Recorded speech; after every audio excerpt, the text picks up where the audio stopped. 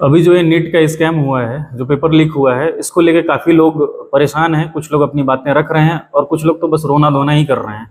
ज्यादातर स्टूडेंट बस अपने आप को ये दिखा रहे हैं कि भाई हमारे साथ बहुत गलत हो गया है।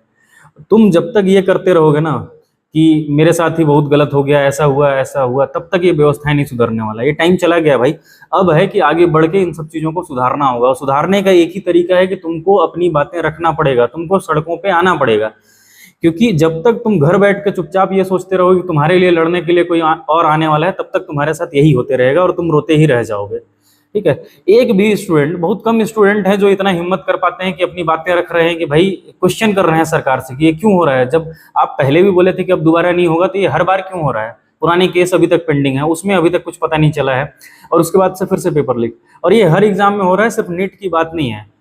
ठीक। और ये होता ही रहेगा, कंटिन्यू होता रहेगा। ये तब तक होते रहेगा जब तक स्टूडेंट नहीं जागता है। जब जब तक स्टूडेंट सड़कों पे नहीं उतरेगा, अपनी बात सोशल मीडिया पे नहीं रखेगा, तब तक ये सब चीजें होता ही रहेगा। तो अगर इस व्यवस्था को सुधारना चाह रहे हो, तो तुमको भाई अपनी बात रखना पड़ेगा। अगर सड़कों पे नहीं उतर सकते हो, तो एटलीस्ट क्या करो, सोशल मीडिया पे अपनी बात तो रखो, सामने वीडियो बना के कम से कम बोलो। वो नहीं कर सकते हो तो बिना फेस दिखाए कुछ वीडियो बना के बोलो। भाई वो भी नहीं कर सकते हो तो कम से कम लिखो, कुछ तो करो। तुम ये क्यों सोचते हो कि तुम्हारे लिए कोई और स्टूडेंट है जो लड़ रहा है।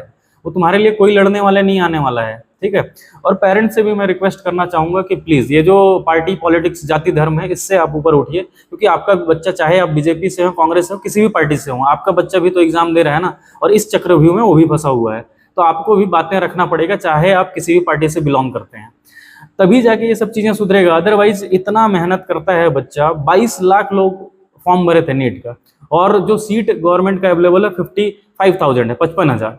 जो उसका सीट का अगर जो रेशियो देखेंगे आप अप्लीकेंट के हिसाब से, तो 2.5% आता है।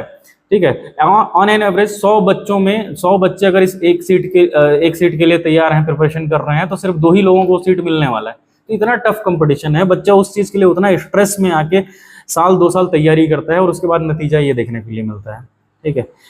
तो अगर सही में कोई सुधारना चाह रहा है, तो ऐसा मत करो कि आपस में बात कर लिए, रो धो लिए, बात खत्म हो गया। अगर तुम्हारे में हिम्मत है सुधारने का, अगर सुधारना चाहते हो, अगर फेयर सारा चीज कराना चाहते हो, तो अब तो तुमको उतरना ही पड़ेगा। तुम्हारे पास कोई ऑप्शन नहीं बचा है।